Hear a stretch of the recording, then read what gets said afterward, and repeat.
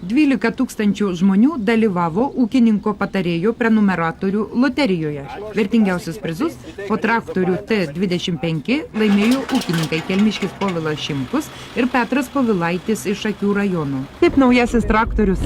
Nu nieko, kaip neturės traktoriaus, tai čia stebuklas tiesiog. Turiu teisės, viską, kaip čia seksis, matysim. O žemės ar daug turit? Nu žemės turiu, nuomoju čia iki 7 hektarų, taip.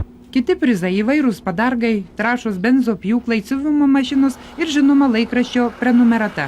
Redakcija surado rėmėjų, tai daugiausia įmonės prekiaujančios žemės ūkio technika sėklomis, o Jurbarko valstybinė akcinė agroserviso įmonė dovanojo brangiausią prizą. Šis traktorius kainavo 13 000 litų, nes stambiam ūkininkui, kaip šiuo atveju, jisai labai tinkamas prie ūkio. Organizuodami mes šitą loteriją, norim parodyti pavyzdį kitom firmom, kad galima rasti būdų, kaip paremti kaimo žmogų, kuriam šiais laikais tikrai nėra labai lengva.